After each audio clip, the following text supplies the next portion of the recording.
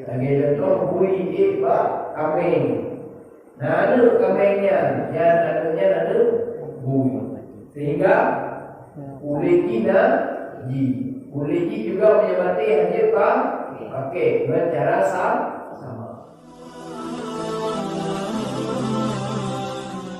Oke teman-teman, sebelum kalian menyaksikan video ini, alangkah baiknya kalian menekankan tombol like, comment, and subscribe. Semoga channel ini mendapatkan manfaat kepada kalian semua, insya Allah. Nama agama tayo yang wajib niat bak bagian pegada ada raya ada hulu. Bak pegada najis lama mazhab Syafi'i ada wajib niat. Maksudnya wajib najis. Nerah bagi yang menajis anak payah dia. Sengaja nerah bagi yang menajis anak payah dia. Menyebut ada najis anak payah dia. Jelas? Anak payah. Ada ni tadi. Wa ma tawallada minhuma aw min ahadihima.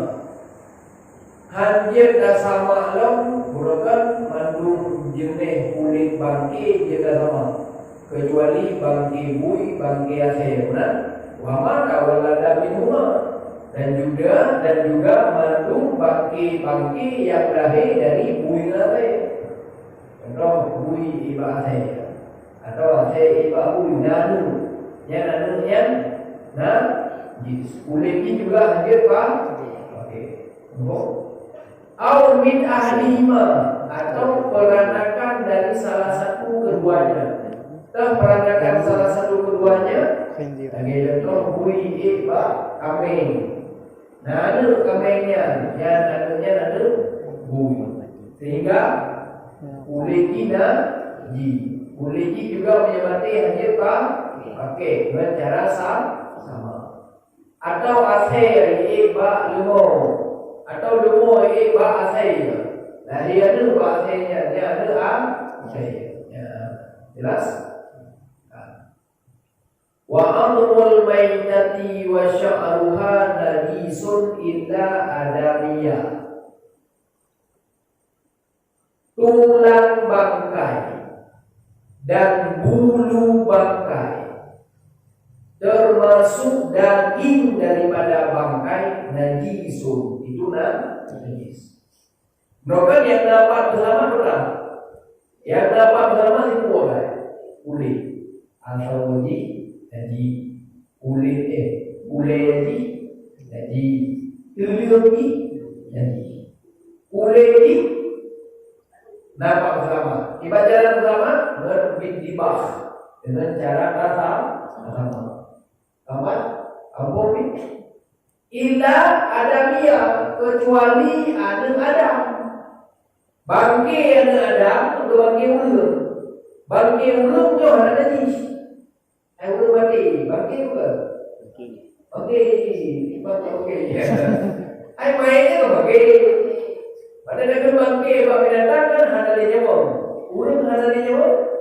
Bangkai mana sopan ada bangkai ada. Punya bangkai ulun ada di bangkai ulun dia makan, dia cocok mana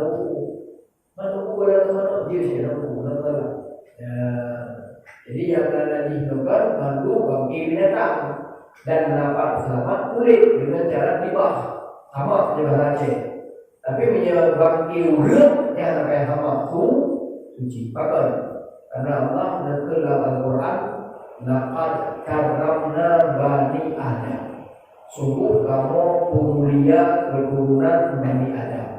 Cara pemulia keturunan Bani Adam, yang pertama ditafsir oleh para ulama, ia mani ulun yang hana najis. Cara kedua, ulun mati ada dia kebangkit juga hana berkira najis. Ya kan? Ada yang nama yang dikir dari jalan ke jalan ikut, penuh najis kan? Kecuali mani. Ya bukan? Benda cair yang dikir jalan ke kemaluan depan. Atau benda cair yang dikir kemaluan belakang. Najis bukan?